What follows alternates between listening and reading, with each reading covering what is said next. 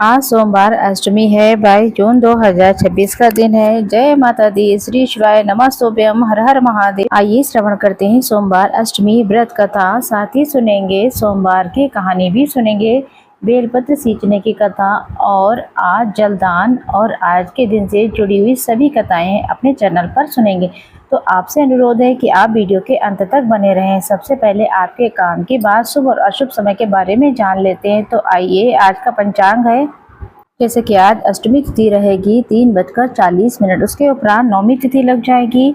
आज व्यतिपात योग भी है जो कि 10:30 तक है। इसकी कथा हम इसी वीडियो में सुनेंगे। राहु काल का अशुभ समय रहेगा सुबह 7:26 से 9:07 पर। राहु काल ठीक नहीं माना जाता है। किसी नए काम की शुरुआत के लिए इस समय का त्याग करें। 7:26 से 9:07 के अलावा पूरा दिन बहुत ही शुभ है, पावन पवित्र है। आज का दिन जब व्यतिपात योग समाप्त हो जाए उसके बाद आप अष्टमी तिथि पर कोई कार्य करते हैं तो लाभ होता है। आज धूमावती जयंती है। आज अभिजीत मुहूर्त अर्थात हर कार्य का जीत का जो समय है, किसी कार्य को नए तरीके से शुरू करना चाहते हैं जो 12:02 से 12:55 तक समय रहे।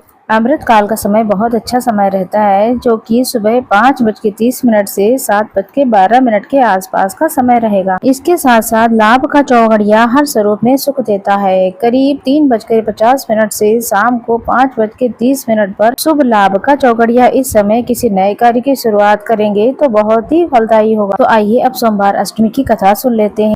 सोमवार अष्टमी मासिक दुर्गाष्टमी की कथा के अनुसार प्राचीन काल में असुर दंभ को महिषासुर नाम के एक पुत्र की प्राप्ति हुई। उसके भीतर बचपन से ही अमर होने की प्रबल इच्छा थी। अपनी इच्छा की पूर्ति के लिए उसने अमर होने का वरदान ब्रह्मा जी की कठोर तपस्या की थी।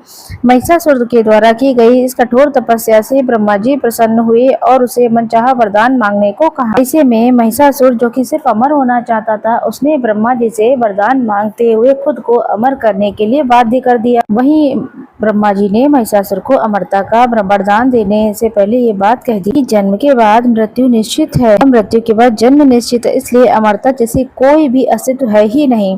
इसके बाद ब्रह्मा जी की बात सुनकर महिषासुर ने उनसे कन्या वरदान मांगने की इच्छा जताई। कहा, ठीक है स्वामी, अगर मेरी मृत्यु होना तय ही है तो मुझे एक ऐसा वरदान दे दीजिए कि मेरी मृत्यु जो है किसी स्त्री के हाथ से हो। इसके अलावा कोई अन्य दैत्य, मानव, देवता मेरा वध किसी भी रूप में ना कर पाए। जिसके बाद ब्रह्मा जी ने महिषासुर को दूसरा वरदान दे दिया। ब्रह्मा जी के द्वारा वरदान प्राप्त करने के बाद महिषासुर अहंकार में अंधा हो गया। उसने इसके साथ ही खूब अन्याय और अहंकार बढ़ गया।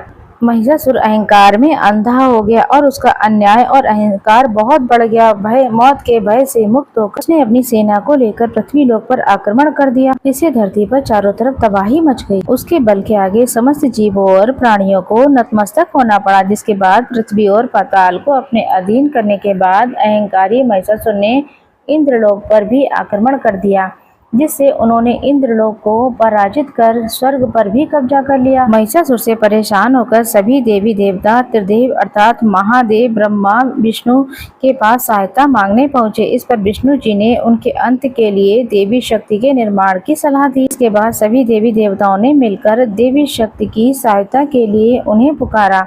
इस पुकार को सुनकर सभी देवी देवताओं के शरीर में से एक अत्यंत बेहद सुंदर और श्रेष्ठ तेज का निर्माण हुआ। उसी तेज से निकली माँ आदिशक्ति, माँ ज्वाला। इसके रूप से सभी देवी देवता आश्चर्यचकित हो गए। त्रिदेवों की मदद से निर्मित हुई देवी दुर्गा को हिमवान ने शेर की सवारी दी और इसी प्रकार वहां पर मौजूद सभी देवी देवताओं ने माँ को अपने एक अस्त्र शस्त्र सौंपे।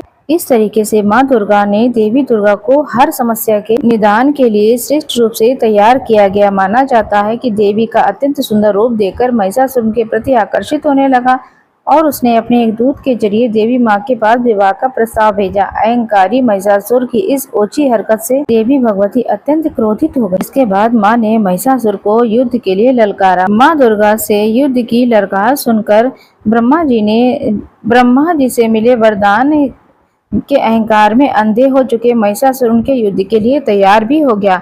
इस युद्ध में एक एक करके महिषासुर की संपूर्ण सेना का माँ दुर्गा ने सर्वनाश कर दिया। इस दौरान माना जाता है ये युद्ध पूरे 9 दिन चला। इसके बाद असुरों के सम्राट महिषासुर ने विभिन्न रूप धरकर मां को चलने की कोशिश की। उनकी सारी कोशिशें नाकामयाब रहीं। देवी भगवती ने अपने चक्र से इस महिषासुर का सर धड़ से अलग कर दिया। उनका वध हो गया। अतः इस तरीके से देवी भगवती के हाथों से महिषासुर की मृत्यु संभव हो पाई। और ऐसा माना जाता है जिस दिन मां भगवती ने पृथ्वी लोक और पाताल लोक को महिषासुर के पापों से मुक्ति दिलाई, वह दिन दुर्गा अष्टमी का दिन था। प्रेम से बोलिए दुर्गा अष्टमी की जय। माँ दुर्गा भवानी की जय। जैसे माता रानी आपने सभी देवी देवताओं के निदान में सर्वश्रेष्ठ रूप से उनको सुख प्रदान किया। आज के दिन जो भी भक्त इस कथा को सुन रहे हैं उनके दुखों का निदान करना, कष्टों से मुक्ति देना और सदा सर्वदा उनकी रक्षा करना और सभी पुत्र विवाह, नौकरी, रोग, कर्ज इत्यादि की जो भी परेशानियां उनका निदान करके खूब खूब सौभाग्य देना। प्रेम से बोलिए भगवती मैया की जय। माँ वैष्णव की जय। प्रिय श्रोताजनों, इस तरीके से ये सोमवार के दिन सोमवार अष्टमी की कथा सुनी जाती है। दुर्गा अष्टमी की एक कथा है जो कि अपने आप में शास्त्रों में लिखी गई है। तो आइए श्रवण करते हैं सोमवार व्रत कथा।